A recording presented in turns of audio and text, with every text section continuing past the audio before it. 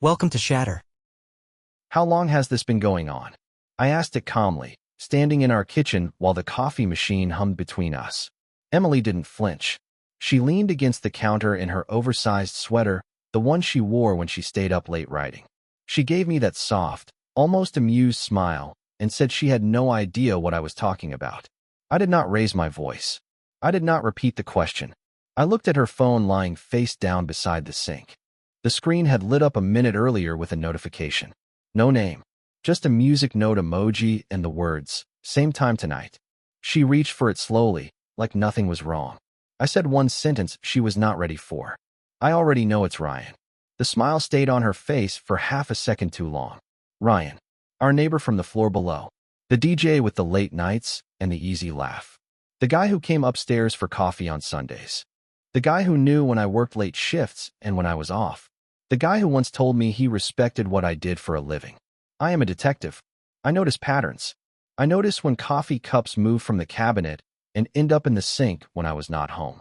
I notice when my wife starts locking her phone when she never used to. I notice when the neighbor's music stops on nights I am out of town. Emily pushed off the counter and asked what I thought I had seen. I told her I was not guessing. I had watched the hallway camera in our building that morning before she woke up. I had seen her step out of the elevator with him 2 nights ago. Not from downstairs. From the lobby. Together. She blinked once. Then she laughed softly, like I had just pitched a bad plot twist for one of her true crime stories. And that was the moment something inside me went completely still. That evening, Emily moved through the apartment like nothing had shifted. She cooked, played music softly from her laptop, even asked about a case I had mentioned earlier in the week. Her voice was steady, almost warm. If someone had walked in, they would have seen a normal marriage.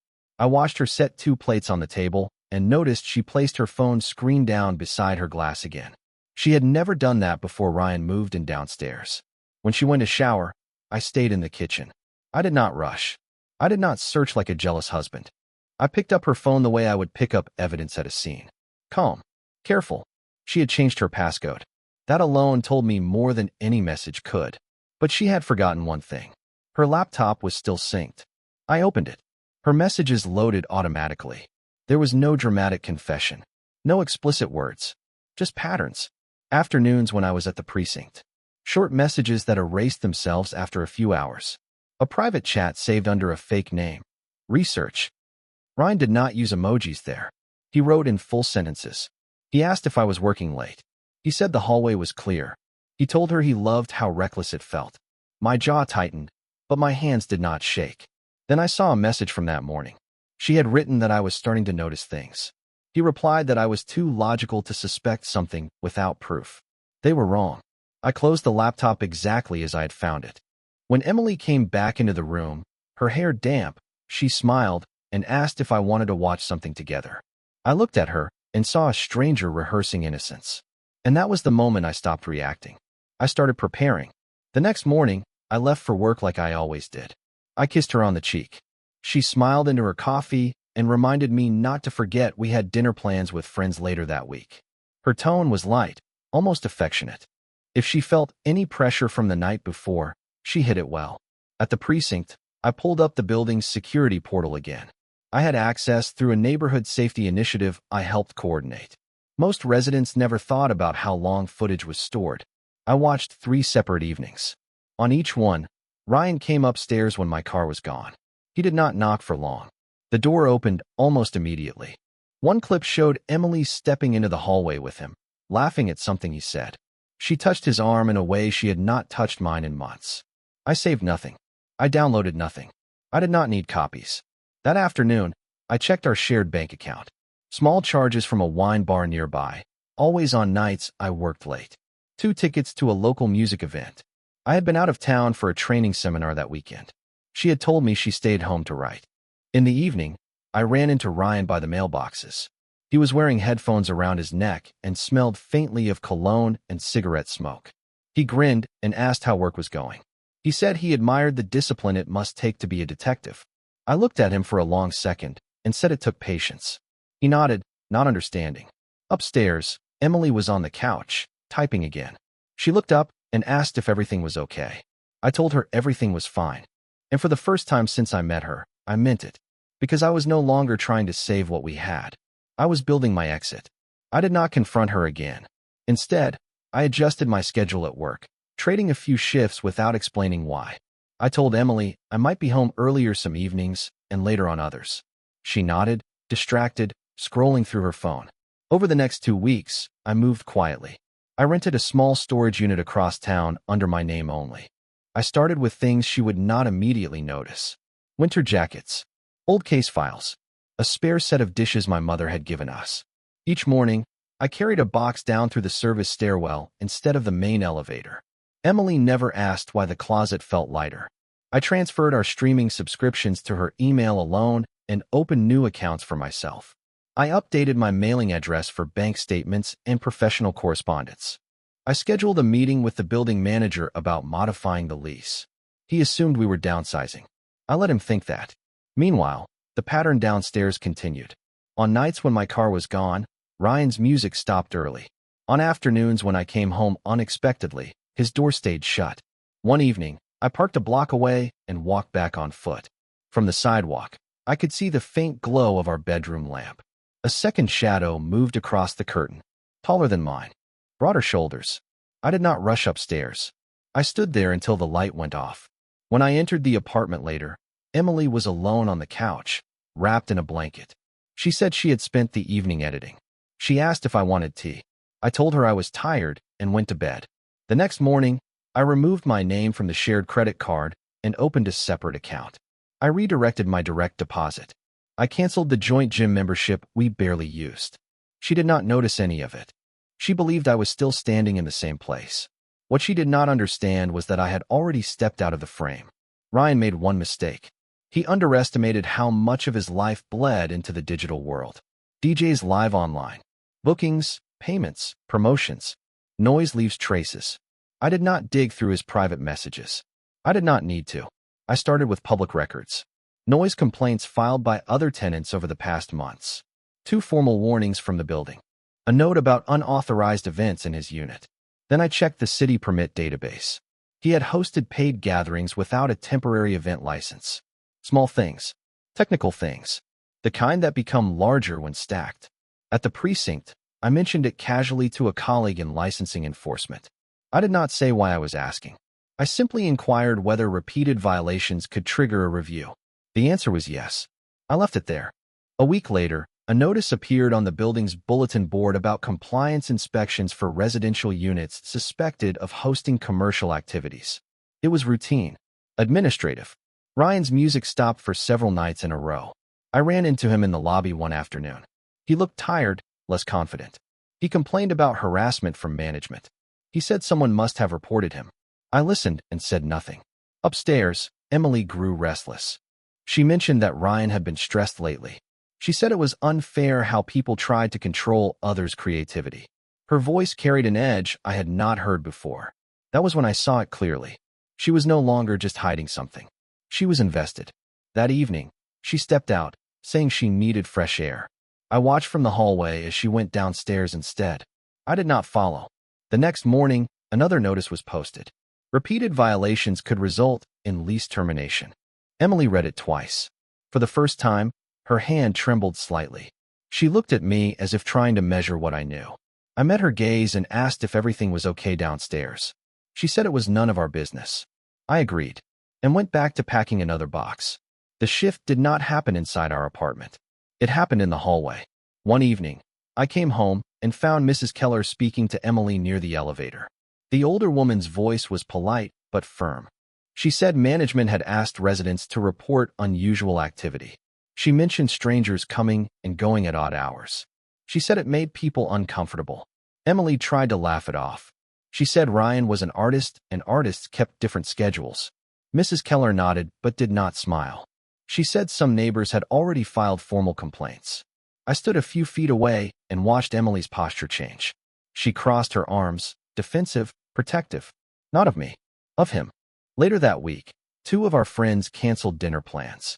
One of them texted me privately, asking if everything was okay at home. He said he had heard rumors from someone else in the building about Emily spending a lot of time downstairs. I did not respond with explanations. I thanked him for checking in. At home, Emily grew irritated with small things. She said the building felt hostile. She accused me of being distant. She said she felt judged. I did not argue. I did not accuse. I did not demand answers. I simply stopped filling the silence. One afternoon, as we passed each other in the kitchen, she reached for my hand and asked if I trusted her. I looked at her without anger, without heat, and said that trust was built on patterns. She pulled her hand back slowly. Downstairs, another notice was slipped under Ryan's door. A final warning. The music did not return. In the following days, fewer people greeted Emily in the hallway. Conversations shortened. Doors closed a little faster. She had not been exposed publicly. No dramatic scene. No shouting. But the distance was visible. And for the first time, she seemed to realize that something was slipping out of her control. The inspection downstairs happened on a gray afternoon. 2 representatives from management knocked on Ryan's door, while several neighbors pretended not to watch. I was coming up the stairs when I saw them step inside his unit with clipboards in hand. Emily was at the window when I entered our apartment. She had a clear view of the courtyard and the entrance below. She asked casually what was going on. I told her it looked like a routine compliance check. She said it felt excessive. An hour later, Ryan's door slammed hard enough to echo through the stairwell. I heard his footsteps on the stairs instead of the elevator. He knocked on our door shortly after. Emily reached it before I did.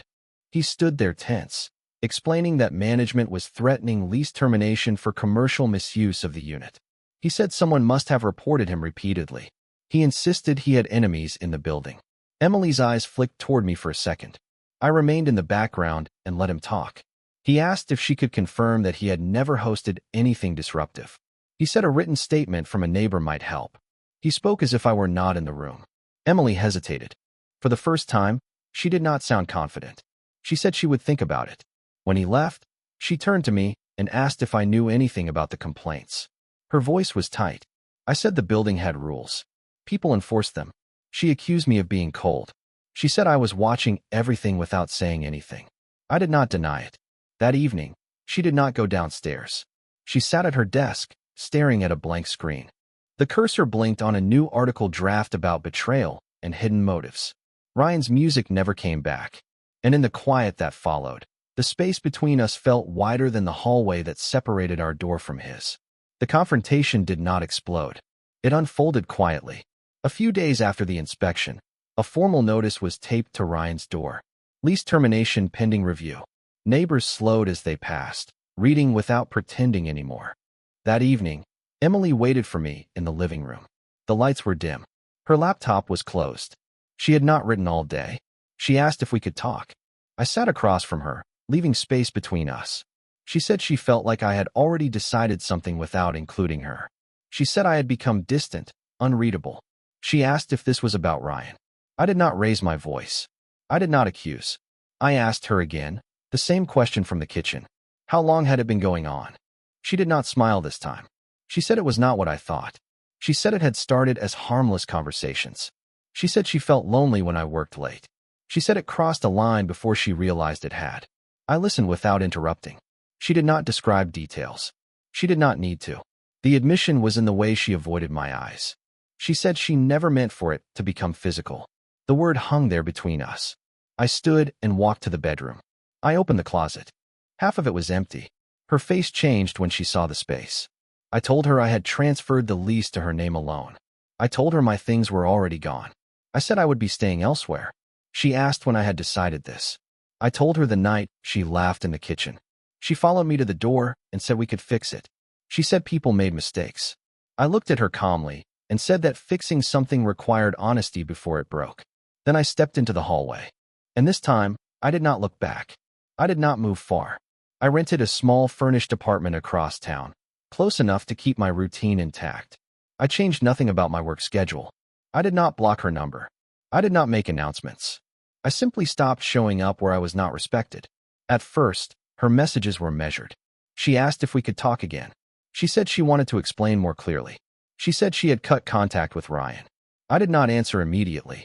A few days later, I heard from a colleague who lived near our old building. He mentioned that Ryan had moved out suddenly. Lease terminated. Complaints upheld. He said the DJ had left in the middle of the day with 2 suitcases and no goodbye. That evening, Emily called instead of texting. Her voice sounded different, stripped of the confidence she used to wear so easily. She said she had thought he would. I listened. She told me the apartment felt empty. She said neighbors avoided her now. She said her editor had asked for a draft she could not finish because she could not focus. She did not blame anyone. She said she understood if I never came back. Days passed before I agreed to meet her. We sat in a quiet cafe near my new place. She looked thinner, tired. She did not reach for my hand this time. She said she had mistaken excitement for connection. She said she had taken stability for granted. She did not cry. She did not beg. She asked what I wanted. I told her I wanted peace. I wanted respect. I wanted honesty without being forced to investigate it. She nodded slowly. For the first time, she was not trying to control the narrative. She was simply sitting in the consequences. And I was no longer standing in the same place I had been when this began. We met again a week later, this time in the apartment that used to be ours. She had asked if I could stop by to pick up the last of my mail. When I stepped inside, the silence felt different. Not tense. Hollow. The shelves were half empty now. The desk where she used to write was cleared except for a single notebook. She said she had not been able to finish her latest piece. She admitted it was strange to write about hidden affairs while sitting in the middle of one she had destroyed. I walked through the room slowly. Nothing dramatic. No anger left in the walls. Just absence. She stood in the doorway of the bedroom and said she had started therapy. She said she had cut off every number that threatened what we had built. She said she understood that trust would not return just because she asked for it. I listened. She did not try to touch me. She did not cry. She said she had confused attention with value. She said she had mistaken my steadiness for something that would always be there no matter how she treated it. I picked up the last envelope with my name on it. At the door, she asked if this was goodbye. I looked at her the way I had looked at every piece of evidence in my career, weighing what it meant and what it cost. I told her I had not disappeared. I had simply stopped standing in a place where I was not respected. She nodded. I said if there was ever going to be a future, it would not be built on apologies whispered after everything collapsed. It would be built on consistency, transparency, and effort that did not need to be monitored. Then I stepped into the hallway again. This time, the door closed softly behind me. Whether it stayed closed was no longer something she controlled.